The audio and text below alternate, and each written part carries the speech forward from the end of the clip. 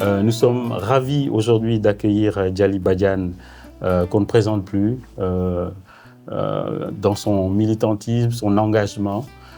Aujourd'hui, nous allons parler des jeunes, nous allons parler de l'engagement citoyen, nous allons parler également de la démocratie.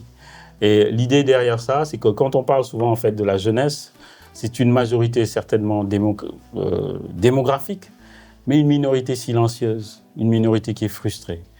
Les jeunes aussi, ce sont des jeunes qui sont engagés, ce sont des jeunes qui veulent faire bouger les lignes.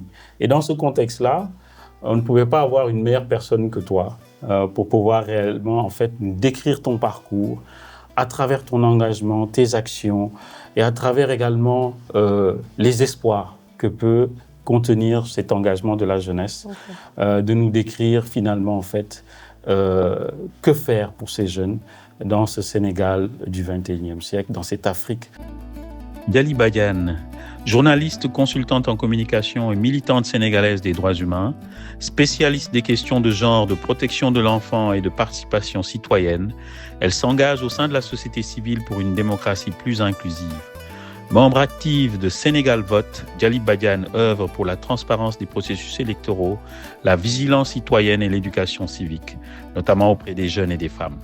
Formatrice et conférencière, elle intervient aussi sur la protection en ligne, la prévention des violences numériques et l'usage du digital au service de l'engagement citoyen.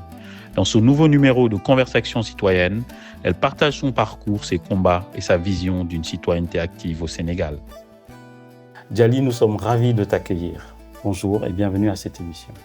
Bonjour et merci aussi pour l'invitation. C'est vraiment un honneur de pouvoir partager, déjà d'être là, mais aussi de pouvoir partager tout ce que je pense de cette jeunesse-là, tout ce qu'on essaie de faire aussi pour changer les choses à notre niveau. Donc, c'est toujours un honneur et un privilège. Nous sommes privilégiés de t'avoir. Alors, avant de commencer justement cet entretien, on a campé cette émission autour également d'une meilleure connaissance citoyenne.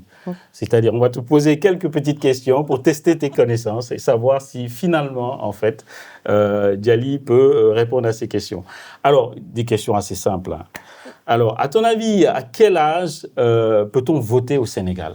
18 ans à la majorité. 18 ans à la majorité, c'est une question facile. Mais le commentaire qui vient de cette question, est-ce que tu penses qu'à 18 ans, on est vraiment conscient pour qui on vote ? On devrait être conscient. Maintenant, c'est très différent de la réalité des faits. À 18 ans au Sénégal, la conscience citoyenne n'est pas assez développée pour permettre à un jeune de pouvoir non seulement voter, mais savoir pourquoi et pour qui il vote. Donc 18 ans, c'est bien, mais il faudrait accompagner cette jeunesse-là sur une transition à partir peut-être de 12 ans sur les élections, commencer dès maintenant, dès les lycées, à commencer à parler des élections, de la citoyenneté, de la démocratie.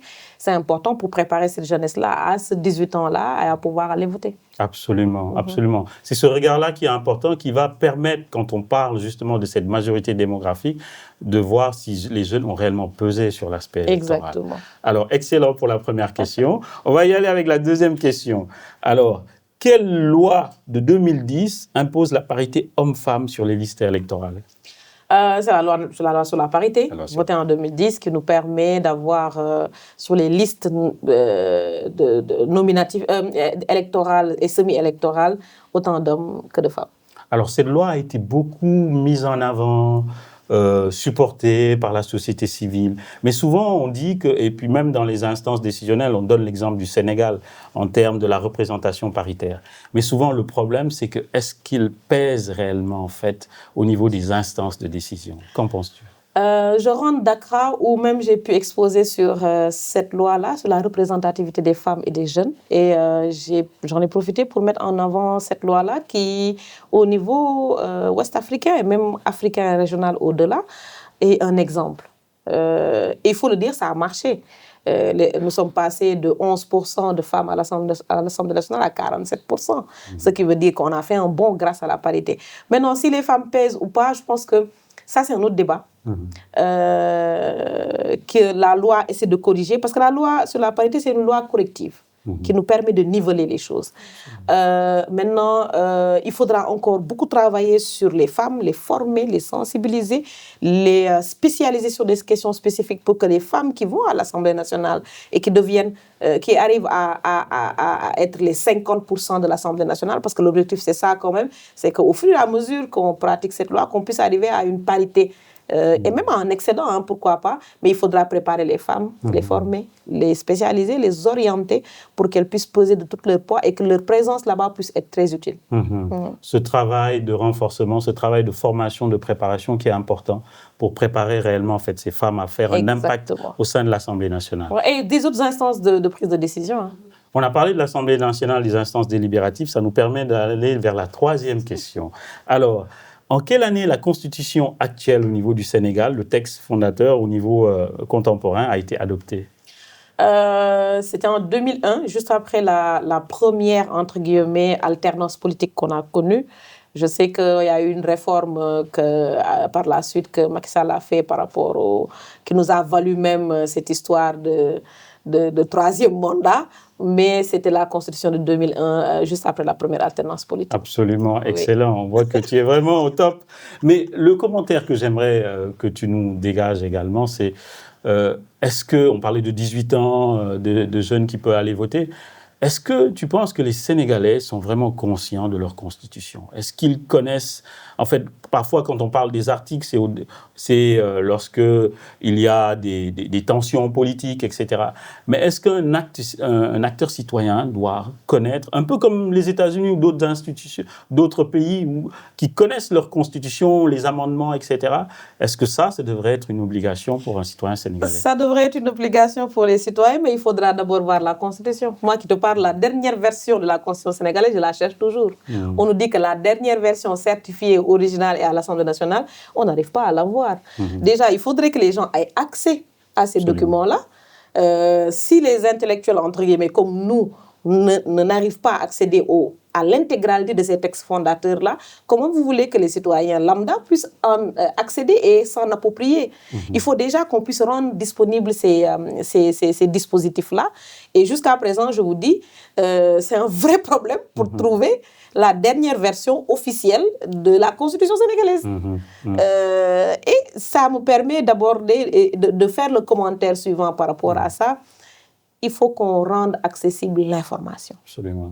L'information, elle est capitale si on veut que les gens s'approprient ce qui se passe dans ce pays-là. Il faut qu'on ait les informations sur la Constitution, sur nos lois, sur nos règlements, sur l'économie, sur notre budget, sur comment ça fonctionne pour que les gens puissent s'en approprier et derrière puissent le commenter et aussi le mettre en exergue. En exergue. Voilà. L'information, elle est essentielle. Elle est essentielle. Parce que si on n'est pas bien informé, justement, on ne peut pas réellement agir. Exactement. Excellent.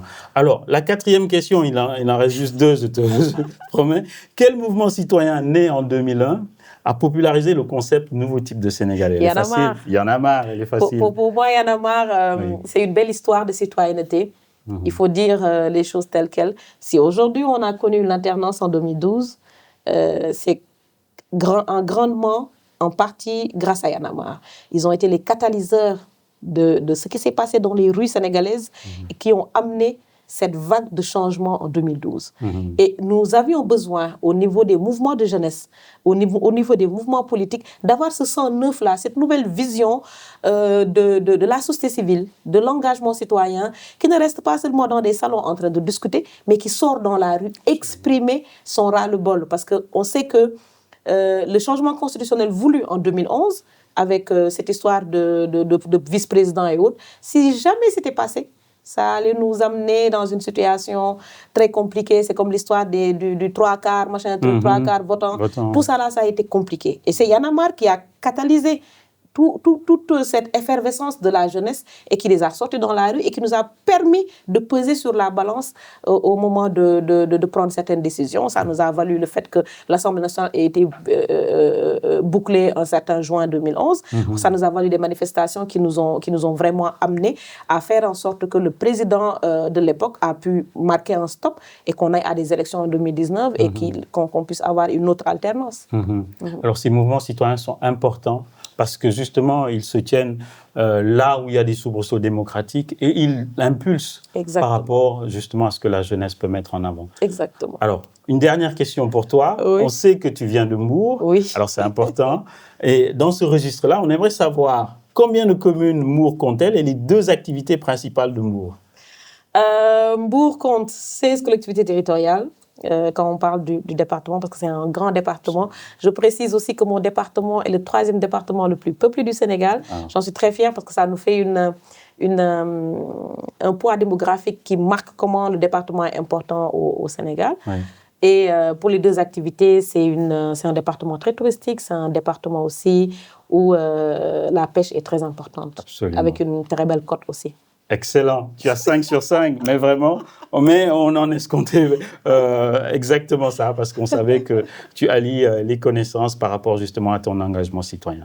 Maintenant, on va passer à la partie beaucoup plus itinéraire et ton parcours, parce qu'on veut aussi mieux te connaître, savoir les défis auxquels plutôt tu as pu faire face. Peux-tu nous raconter au niveau de ton parcours, en une phrase, comment te définirais-tu ? Engagement. Engagement. C'est tout. Pour moi, tout mon parcours et tout qui fait l'essence de ce que nous sommes en train de faire au niveau de l'association, c'est de l'engagement. L'engagement auprès de nos communautés, l'engagement auprès de notre jeunesse et surtout cette envie aussi de développer nos communautés, de pouvoir changer les choses à la base. Parce que pendant longtemps aussi, on a eu cette idéologie de changement, de développement, mais qui vient toujours d'en haut et qui descend vers le bas. L'idée maintenant, c'est de partir vers le bas pour aller vers le haut. Si les gens ne sont pas formés, si les gens ne sont pas accompagnés, si les gens ne sont pas canalisés sur les choses essentielles, focus, si les gens n'ont pas de renforcement de capacité pour développer encore plus leurs skills, comment on va pouvoir construire le Sénégal que l'on veut? Et moi, cette jeunesse, j'en suis très contente, mais ça me fait énormément peur. Le Sénégal on parle de 70% de la population qui a entre 0 et 35 ans, pour une population de 18 millions. Ça fait peur, parce que cette jeunesse-là, il faudra la nourrir, il faudra l'éduquer, il faudra la former, il faudra leur trouver du travail, il faudra faire en sorte que ces gens-là soient épanouis. Et on sait que toutes les frustrations sociales, les bombes sociales, entre guillemets, surviennent quand les jeunes ne se retrouvent plus dans leur pays, ou bien quand ils voient les ressources être partagées sans recevoir leur part, entre guillemets. Et pour moi, c'est important d'accompagner les jeunes vers cette dynamique-là et surtout leur faire comprendre que le développement humain, le développement économique sur lequel on travaille, dont on parle souvent, aussi vient de nous, de ce que nous sommes, de ce que nous sommes prêts à faire comme sacrifice pour y arriver. Et je résumerai mon parcours dans ça. C'est l'engagement. L'engagement. Ouais. Alors, merci Djali pour cet aspect de l'engagement qui est important, mais on te sait également très impliqué dans plusieurs structures, Sénégal Vote, Sunu Élection, Wamedmi, et on est curieux de savoir, mais comment Djali arrive à se composer avec toutes ces structures? Quels sont les enjeux réellement importants et comment tu as pu finalement réussir à accomplir et à t'engager dans ces structures-là avec ces défis? Déjà, moi, j'ai toujours évolué dans un environnement très patriotique où j'ai eu des parents, un papa et une maman qui ont très tôt porté les couleurs du Sénégal un peu partout à travers le monde et qui nous ont transmis cet amour de ce pays-là. Comme je dis souvent, moi, le Sénégal, ça fait battre mon cœur et ça coule dans mes veines. Ce pays-là, l'exemple la plus simple, quand je voyage beaucoup et que je reviens sur Dakar, l'instant où l'avion rentre dans le ciel sénégalais ou que je vois la piste, c'est l'un de mes moments les plus... Parce que j'adore ce pays. Ce pays, c'est dans mon sang. Et ça, c'est quelque chose sur laquelle on nous a inculqué depuis toute petite à aimer ce pays, à être responsable sur certains aspects, à pouvoir donner notre participation pour construire ce pays. Ça, c'est l'héritage un peu de parents très engagés que j'ai toujours eu, que ce soit dans le monde associatif, dans le monde du sport, dans le monde du développement.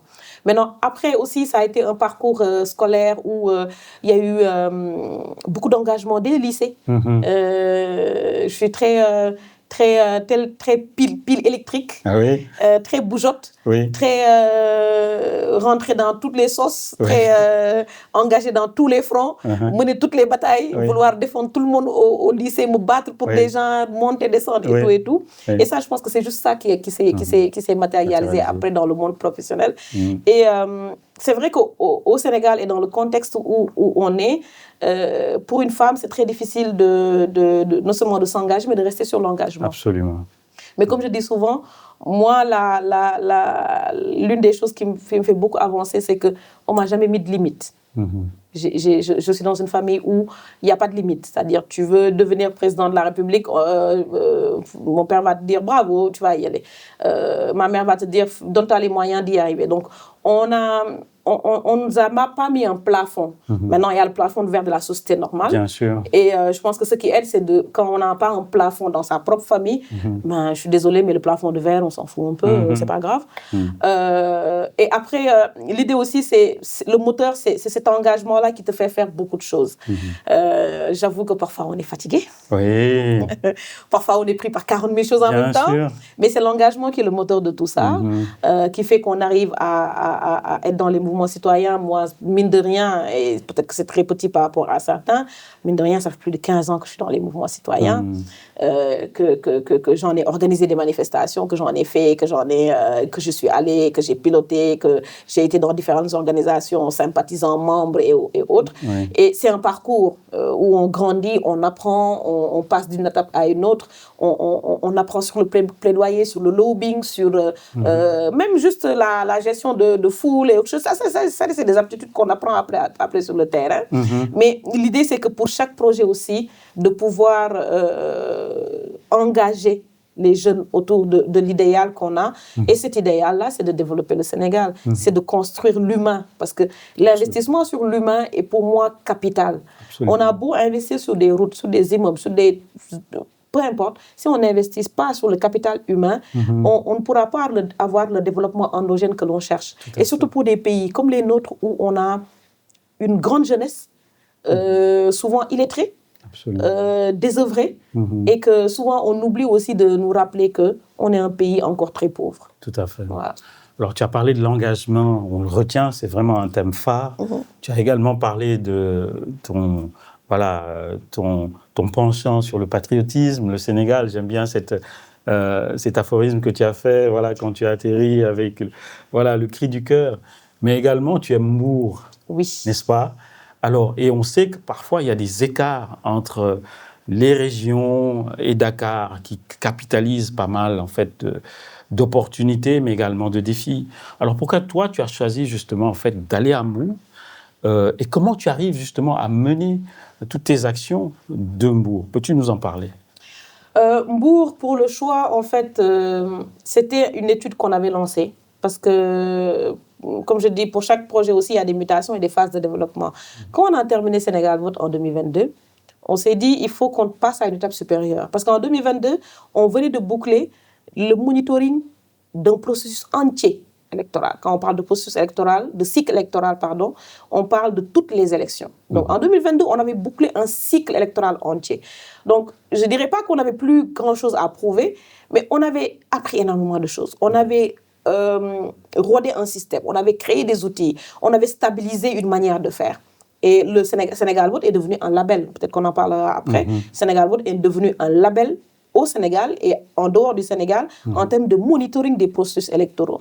Et quand on a terminé ce cycle, l'idée c'était d'aller à une étape supérieure. C'est quoi? C'est comment faire en sorte que tous les jeunes qui nous suivent à travers sur les réseaux sociaux, tous les jeunes qui sont impactés par ce que nous faisons, comment on va pouvoir impacter et aussi être présent physiquement dans leur vie de tous les jours. Et on s'est dit, il faut aller au-delà de Internet, parce que l'outil numérique est notre outil de travail de base, mais il fallait qu'on aille au-delà de Internet. C'est là où on a commencé un travail de recherche et de segmentation aussi, où on a pris le Sénégal, parce que la première chose sur laquelle on s'est mis d'accord, c'est qu'on ne va pas le faire à Dakar. Qu'il fallait, pour une fois, donner des opportunités à des jeunes hors de Dakar. Parce que la concentration, l'iniquité territoriale fait qu'il y a énormément de choses qui sont concentrées à Dakar. Et à 80 km là, il n'y a rien. C'est le désert. C'était l'occasion de donner à des jeunes hors de Dakar la possibilité d'avoir les mêmes standards, les mêmes opportunités de formation, d'information, de divertissement même que les jeunes de Dakar. Donc on a commencé à travailler sur une segmentation en se basant sur, et c'était bien fait, en 2023, il y a eu le recensement général de la population qui nous a permis d'avoir des données, parce qu'on se base toujours sur des données pour faire des choses, segmentation, population, ration de jeunes et tout. Et on avait ciblé 2 départements. Parce qu'après Dakar, il y a 2 départements qui sont les plus peuplés, c'est le département de Baké et le département de Mbour. Et dans les analyses économiques, on s'est rendu compte que pour pouvoir développer le modèle que nous souhaitons, parce que c'est un modèle aussi d'exercice et aussi d'accompagnement de jeunes que nous sommes en train de développer. On s'est donné 3 ans pour pouvoir développer un premier prototype, en faire l'analyse et tout. Et pour nous, c'était important d'aller aussi là où on a beaucoup plus de possibilités et beaucoup plus de challenges. Et c'était Mbour qui était sorti. Et moi, ça me faisait plaisir parce que je suis de Mbour. Bien sûr. Cette ville m'a tout donné. Je suis née, j'y ai grandi. Ma famille y est toujours, j'y habite. Donc, c'est vrai qu'au départ, que c'était à Mbaké ou à Mbour, c'était pas tellement grave. Mais si le centre a été ouvert à Mbour, pour moi, c'était une pierre d'un coup. Ça m'allait très bien et ça me permettait aussi, moi, en tant que Mbouroise, qui arrive à faire les choses ailleurs, de revenir dans ma communauté et pouvoir implémenter ce projet-là. Et c'est un défi de tous les jours. Mbour, c'est 80 km, on parle de 80-100 km de Dakar. Mais il y a énormément de défis à relever dans cette zone-là. Et quand on parle du 3e département le plus peuplé du Sénégal, ce n'est pas des LOL. C'est une population très jeune qui a besoin de perspectives, qui a besoin d'accompagnement et surtout qui a besoin aussi de voir le monde autrement que d'aller à Dakar, de voir le monde chez soi avec les opportunités et les possibilités qu'on a à domicile et ainsi même commencer à pouvoir contribuer à supprimer cette inéquité territoriale-là. Qui existe et que certains, au niveau du gouvernement ou des autres actions en fait qu'on veut rétrécir parce que cette inégalité voit un peu l'exode rural qu'on connaît et puis toute la résultante en termes de défis sécuritaires, économiques. Donc c'est un enjeu quand même. Et puis c'est justement en fait la raison pour laquelle on a voulu t'inviter pour justement raconter ces défis qu'on peut réussir à faire des choses en aimant sa commune et en se basant justement au sein de sa commune. Exactement. Et ça, c'est un exemple important. Alors, nous allons maintenant aborder la partie 2 sur la jeunesse et la démocratie. Tu as parlé de Sénégal Vote. Et Sénégal Vote a été réellement révolutionnaire. C'est pas un terme qui est faible pour moi, parce que je trouve que Sénégal Vote a beaucoup participé justement au changement démocratique de ce pays. Et on aimerait que tu nous parles beaucoup plus de cette structure. Comment vous êtes né, quels sont les défis que vous avez rencontrés. Et je sais que tu as peut-être des anecdotes assez croustillantes. Et on aimerait savoir aussi comment tu as pu réussir, parce que c'est extraordinaire, cette plateforme qu'on ouvre, où on a en face non seulement au niveau des élections, on avait les parcours, les photos, etc. Mais derrière, certainement, il y a toute une équipe que tu as pu mobiliser. Donc, comment tu as réussi à mettre en place justement Sénégal Vote et quel est l'impact que les jeunes et la démocratie, quel est l'impact des jeunes et de la démocratie au Sénégal? Sénégal Vote, c'est pas seulement le produit fini, c'est la plateforme d'application, mais c'est un mastodonte derrière pour ce que ça demande comme travail en termes de création d'outils, en termes de création de contenu. Il faut voir le site et la plateforme pour voir comment c'est fourni. C'est un travail que l'on fait, mais c'est un travail que l'on fait avec plaisir. Et Sénégal Vote est né juste à partir d'une bande de copains qui se connaissent depuis très très longtemps et qui, à un moment donné, se sont dit mais on fait les choses séparément. Pourquoi maintenant on ne fait pas les choses ensemble? Parce que la jeunesse de Sénégal Vote, c'est que tous les membres fondateurs, on est 5, et je suis la seule femme, je suis le frère, comme ils disent. On est sorti de l'élection 2017. Si on fait un peu de genèse, l'élection législative de 2017 a été l'une des élections les plus catastrophiques de ces 20 dernières années. C'était l'élection où on a eu, juste avant la refonte du fichier national, du fichier électoral, avec les changements de pièces d'identité, c'était une élection où on avait 47 listes. Et durant cette période-là où on a senti l'urgence, chacun de nous avait lancé quelque chose de son côté. Moi, j'avais lancé la campagne Voix des urnes pour que les gens aillent s'inscrire sur les listes électorales pour renouveler leurs pièces d'identité et avoir la carte électorale. Et Abdoulaye avait fait une autre activité le jour de l'élection, que ce soit Alex, Lamine, chacun avait fait des choses de son côté. Donc, on est sorti de cette élection avec non seulement un constat comme quoi on va vers des élections en 2019, et que si on ne travaille pas pour que dès maintenant on puisse avoir un vote de qualité et en termes de quantité, parce que l'autre constat qu'on avait fait aussi en 2017, c'est le taux des bulletins nuls. Des bulletins nuls, qui était énorme. Donc, en analysant ça, on s'est dit, il y a un problème de taux de participation et il y a un problème de qualité de vote et de comment les gens ils votent. Et c'est là où le programme est né. Sénégal Vote, c'est un programme de mobilisation citoyenne pour une participation de qualité, mais aussi massivement au processus électoral. Donc, c'est les deux qu'on veut allier. Et au sortir de cette élection, on a fait le constat. Et on s'est dit, quitte à que chacun fasse une chose à côté, faisons une chose ensemble. Donc, le projet est né comme ça. Et on a eu Osiwa actuellement, Open Society, qui nous a appuyés en premier pour faire la première phase de Sénégal Vote. Et l'idée, c'était de vraiment mobiliser les jeunes autour du processus électoral en utilisant le numérique. 80% du projet Sénégal Vote est sur le numérique. Excellent. Parce que l'idée aussi, c'était de parler aux primo-votants, aux jeunes, et de leur trouver dans leur monde. Où est-ce qu'on allait leur trouver? C'est sur les réseaux sociaux, sur Internet, connectés à leur téléphone et tout. Et on a corrélé les activités numériques à aussi une tournée nationale qu'on avait fait. On avait fait tout le Sénégal à l'époque. Du nord au sud, de l'est, d'est en ouest. On a fait tout le tour avec les moyens qu'on avait, parfois en 7 places, parfois en car rapide, parfois en truc. Mais on l'a fait. Et l'idée, c'était d'aller aussi rencontrer les organisations de jeunes dans leur communauté et leur faire comprendre comment c'était important et pourquoi il fallait s'intéresser à la chose politique et ne pas voir la politique comme seulement la politique des politiciens, mais la politique comme une démarche citoyenne, comme les politiques publiques, comme les décisions qui les concernent. Tout à fait. Donc Sénégal Vote est né comme ça. Et la mobilisation a été immédiate. On a pu vraiment simplifier. Parce que l'idée aussi, c'est l'appropriation. On a pu simplifier le vote, l'explication du vote. On a fait une bande dessinée pour expliquer comment voter. Parce qu'on parle d'élection. Si les gens ne savent pas comment voter, ils vont nous créer encore énormément de bulletins nuls. Il fallait que les gens sachent pour qui ils vont voter. Ce qui a fait qu'en 2019, on a fait la première plateforme avec les candidats. Le profil, le programme. Parce qu'on voulait aussi changer le débat autour de l'élection. Amener les gens à parler des programmes des candidats.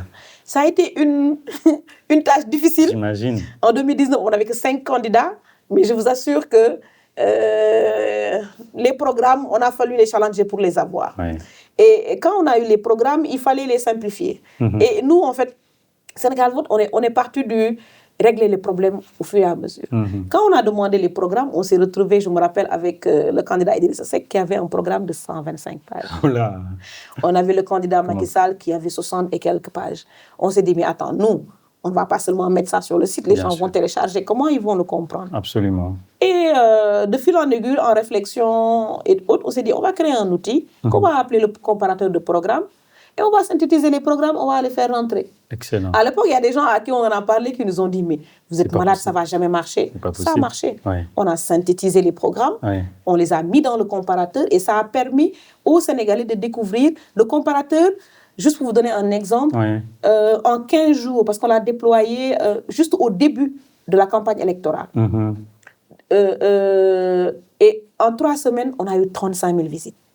Sur le comparateur. Des gens sont venus voir quelle était l'offre programmatique des candidats. Il y avait un besoin de savoir, mais lui, il se présente pour être président, mais qu'est-ce qu'il me propose à la fin? Et ça a été un énorme coup de pouce. Le comparateur de programme a boosté Sénégal Vote d'une manière extraordinaire parce qu'on est passé d'un débat politicien avec des meetings très politiques à qu'est-ce que les candidats ils proposent. Et on a commencé avec l'infographie, à partager les propositions phares, à amener des débats sur les réseaux sociaux et à inciter aussi les candidats à venir nous parler. Tout à fait. Parce que c'est important aussi à un moment donné d'offrir l'opportunité à des candidats de venir parler de leur programme aux personnes qui vont aller voter. Et c'est comme ça, c'est de fil en aiguille qu'on a fait cette première plateforme qui a fonctionné. Et aussi le partage des résultats. C'est l'un des points qui nous a valu énormément autant de satisfaction que de désagrément à l'époque, parce que ce n'était pas évident pour le pouvoir d'alors en place de voir une organisation de la société civile qui partage les résultats. C'est un souci de clarté. On est dans un pays où on s'est dit, mais qu'est-ce que la loi nous permet de faire et on s'est limité à ce que la loi nous permet de faire, c'est-à-dire de partager les résultats par département, et c'est ce qu'on a fait. Les gens, c'est un gage de transparence. Ce qui fait qu'aujourd'hui, les Sénégalais lambda ont pu juste, par exemple, ouvrir un fichier Excel et faire la compilation des résultats. Nous, on n'a pas fait de compilation, on a juste partagé. Et ce gage de transparence et de redevabilité doit être la ligne directrice de nos États aussi. Tout à fait. Pour que on ne puisse plus contester des élections dans ce pays-là. On a besoin de cette clarté.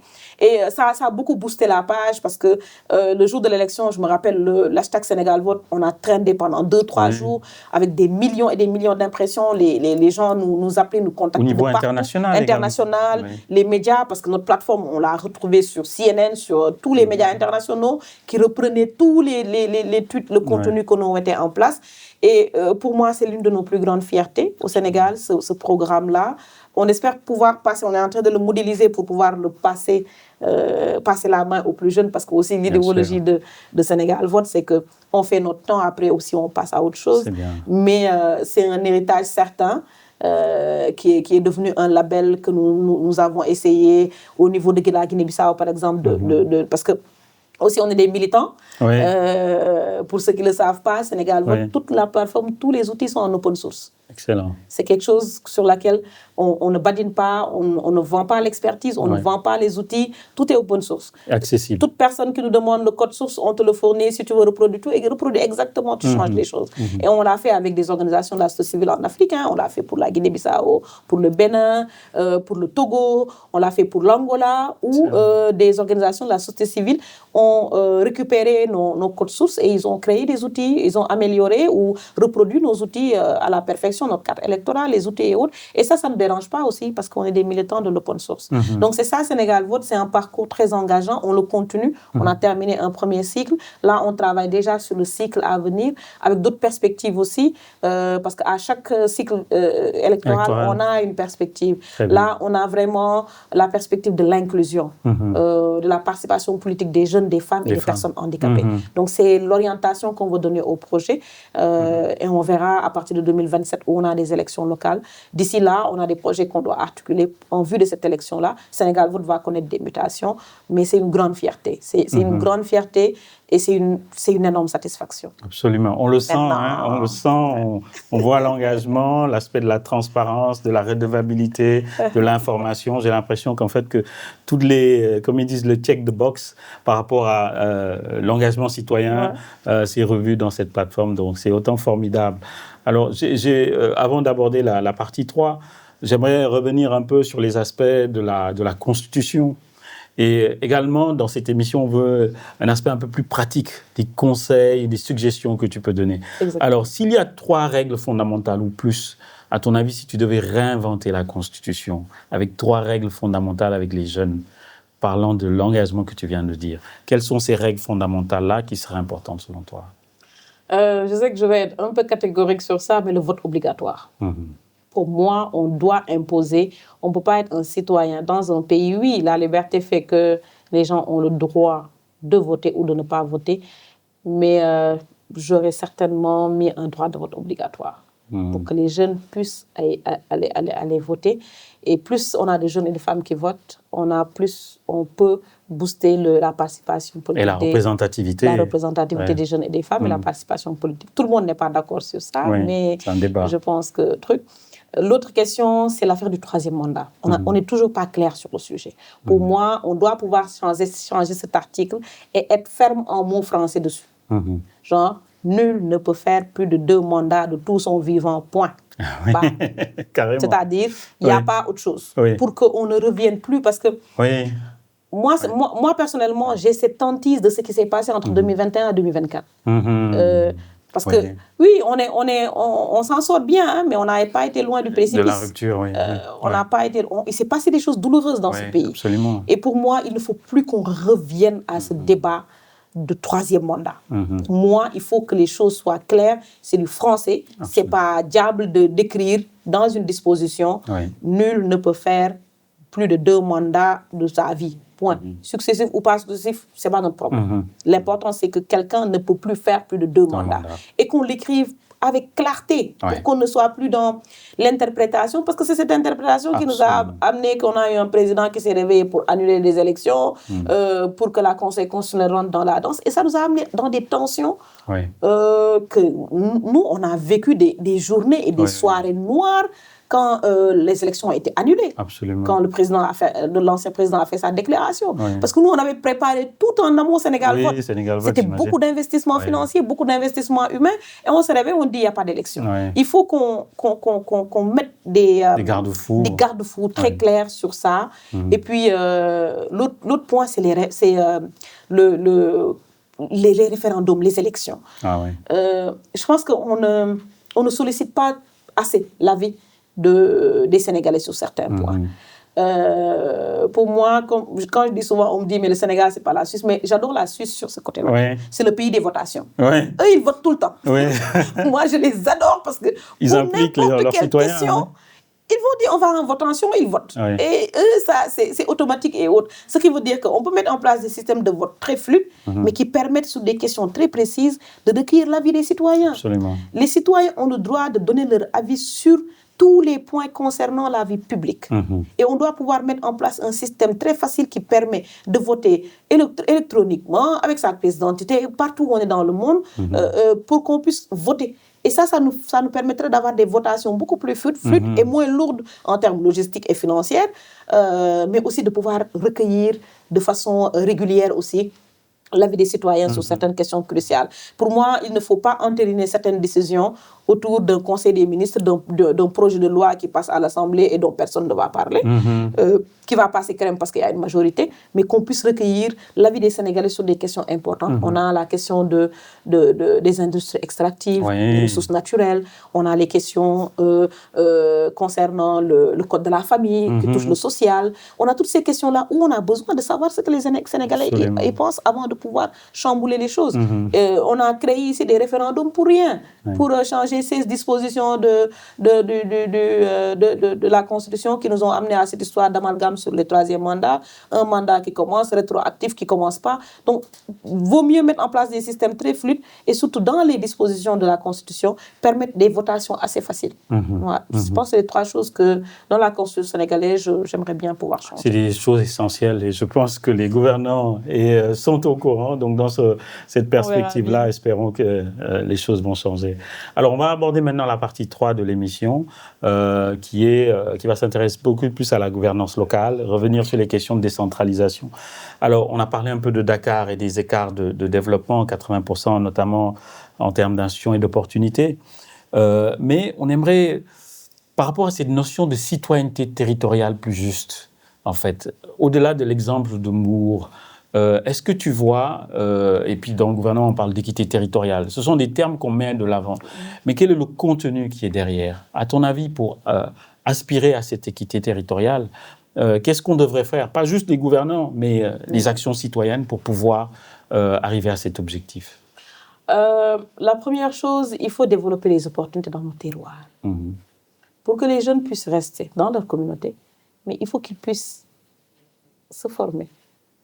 Aller à l'école, se former, travailler, investir, avoir de la richesse chez eux. Parce que tout ce que les jeunes cherchent à Dakar ou à l'étranger, c'est de meilleures conditions de vie. Absolument.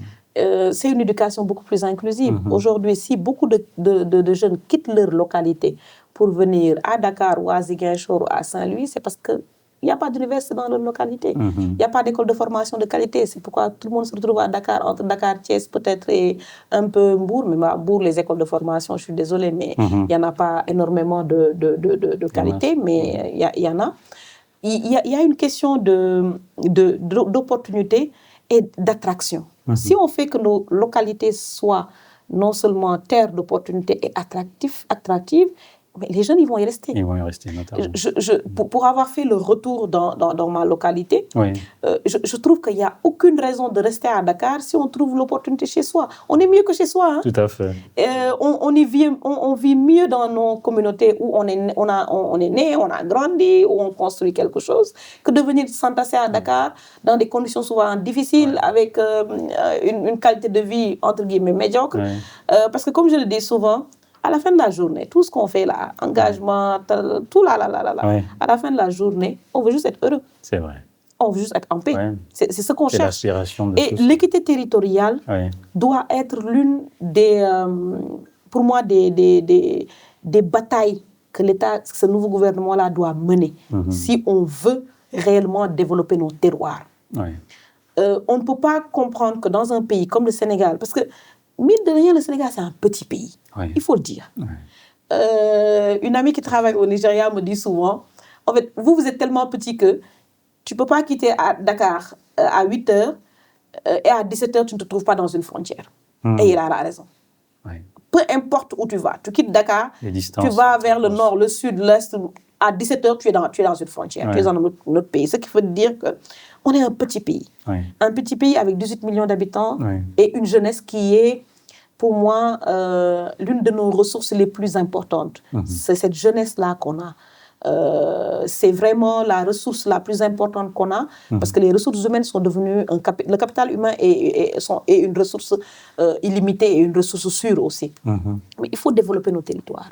Il faut que les jeunes aient des opportunités dans nos territoires. Et quand on parle d'opportunités, autant d'opportunités faites par le secteur privé, mais par le secteur public aussi. Aujourd'hui, que ce soit dans nos collectivités, nos collectivités ne sont pas attractives. Tu vas dans une mairie, l'état civil laisse tomber, les structures de santé, n'en parlons pas, l'éducation, elle est laissée en rade, parce qu'on a énormément aussi de compétences transférées. Il faut le dire, l'acte 3 de la décentralisation a fait que les collectivités maintenant sont garants de certains aspects. Je pense que c'est 7 ou 8 aspects de développement, de compétences. Ce qui fait que c'est aux collectivités de développer l'éducation, la santé et tous les autres thématiques connexes. Souvent, les finances ne suivent pas. Ce qui fait qu'aujourd'hui, un jeune a plus la chance, même en termes de qualité de vie, de mieux se soigner à Dakar, de mieux avoir accès dans les grandes villes, à l'école par exemple, d'avoir plus de lycées, d'avoir plus de structures de santé qui peuvent le prendre en charge, d'avoir plus de centres de jeunes et tout, parce que nos collectivités ne sont pas attractives.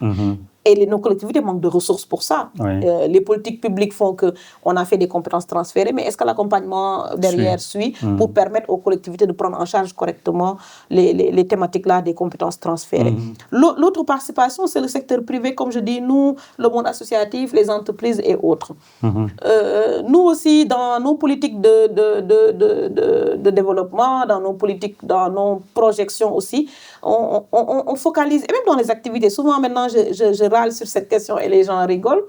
Même pour les activités, ateliers, séminaires, formations, mais on les fait à Dakar. On oublie les jeunes des régions. Alors qu'ils ont aussi pas mal de choses à partager.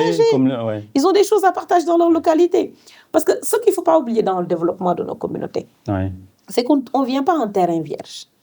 Quand on vient dans une communauté, on trouve une communauté qui, depuis des années, réfléchit à des solutions aux problèmes qu'ils ont. Absolument. Et ces communautés-là, il faut juste parfois pouvoir les rassembler, sortir le meilleur de cette communauté-là pour trouver des solutions qui règlent les problèmes des communautés. On ne vient jamais en terrain vierge.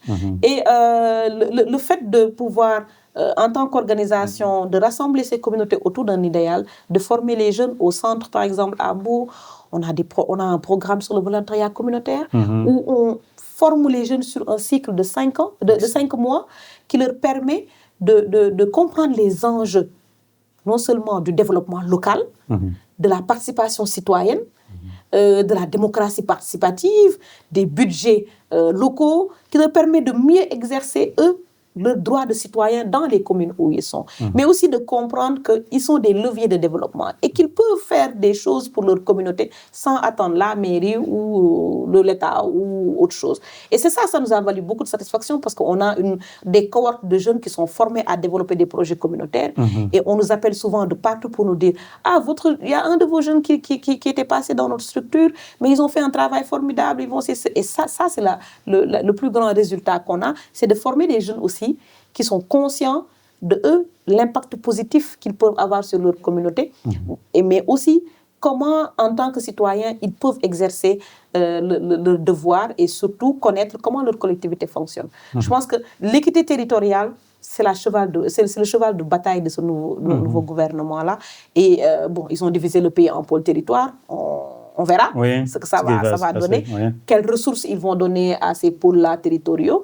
Et on verra en tant qu'association comment nous, on contribue, parce qu'on le fait déjà dans nos terroirs, mais comment mieux contribuer à ce développement. Parce que pour arrêter l'exode rural, il faut fixer les gens dans leur terroir. Et les gens, pour les fixer dans leur terroir, il n'y a pas 36 000 solutions. Il faut qu'ils puissent y étudier, il faut qu'ils puissent y travailler, il faut qu'ils puissent s'y épanouir, il faut qu'ils puissent y créer de la richesse, de la valeur ajoutée. Excellent. Voilà. C'est tous les défis, en fait, en lien avec cette équité territoriale qui doit être menée. Alors, on va aborder maintenant la 4e partie et la dernière de l'émission. Ça a été rapide. Oui, ça a été rapide, mais on aimerait encore plus t'écouter parce que là, on se rend compte justement qu'on est dans l'action, on est dans le concret. Tu as pas mal parlé, en fait, tout au début de l'émission, en fait, de l'innovation technologique des jeunes, de l'impact des jeunes. Maintenant, on sait que, par exemple, les jeunes sont vraiment ancrés dans les réseaux sociaux, mais de par ton association, tu as pu utiliser cette innovation technologique pour aller beaucoup plus dans l'engagement, dans la mobilisation. Alors, tu peux nous raconter un peu comment tu as mis en avant le Tech Hub et comment, justement, en fait, ce modèle pourrait être recréé ou amélioré. Tu as parlé maintenant, en fait, même au niveau de Sénégal Vote, d'une nouvelle évolution de la plateforme. Donc, comment, en d'autres termes, utiliser ces réseaux sociaux pour mieux participer dans l'engagement citoyen? OK. Pour moi, la technologie, le numérique, c'est la chance des Africains pour résorber le gap en termes de développement. Et quand je parle de développement, c'est tous les aspects du développement économique, humain et autres qu'on a.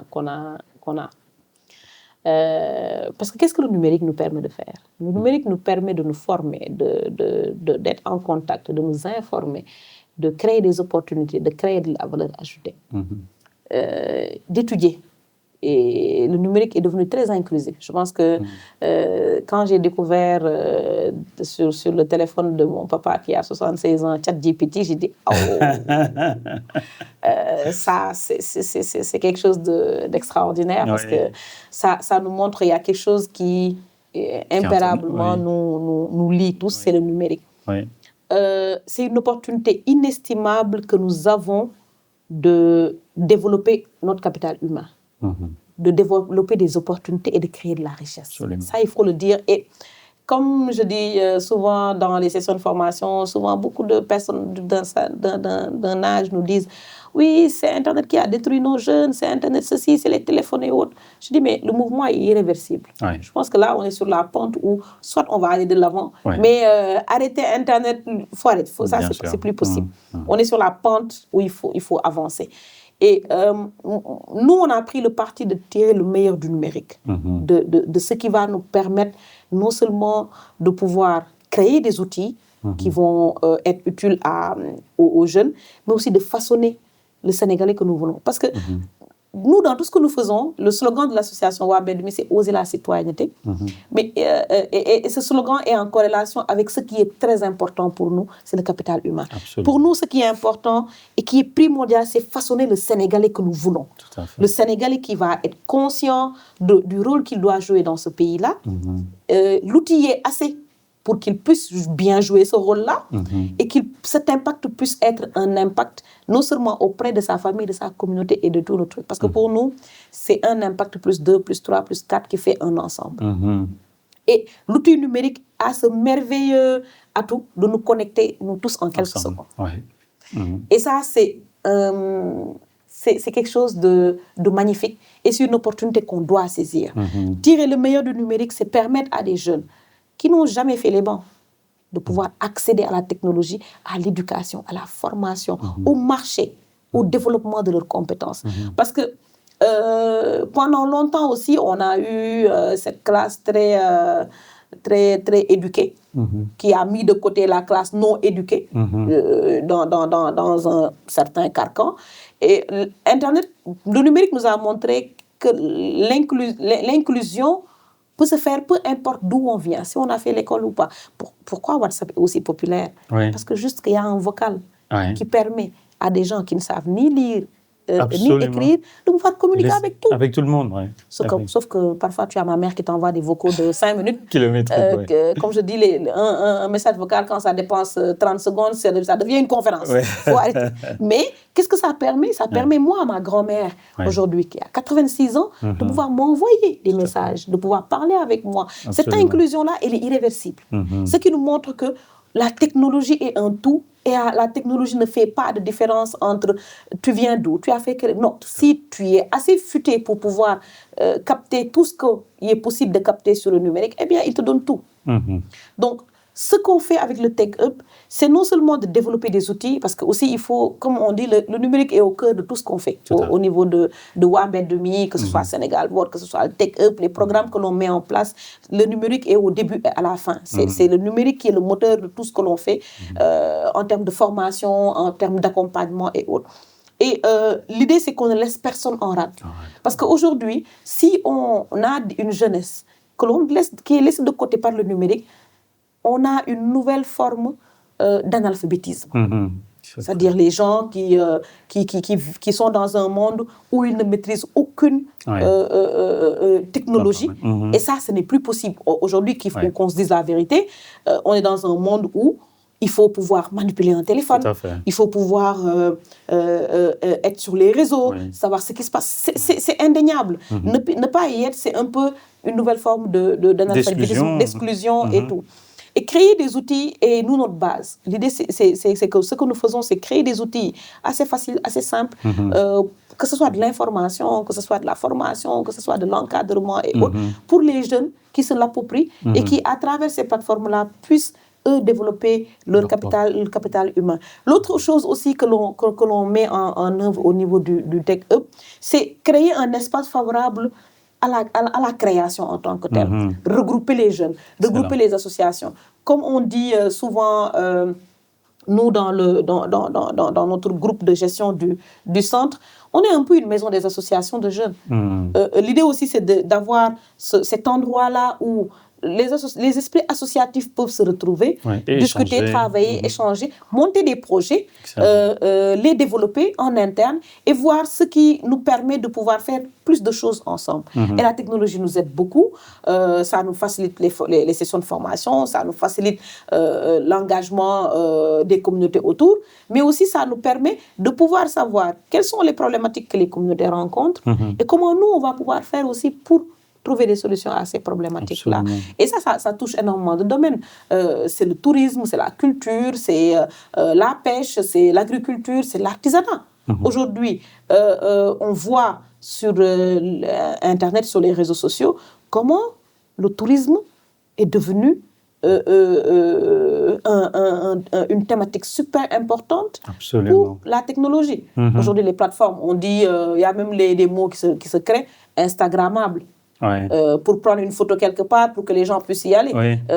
Tout le monde est à la recherche du spot Instagrammable. Et ça a développé des entreprises touristiques.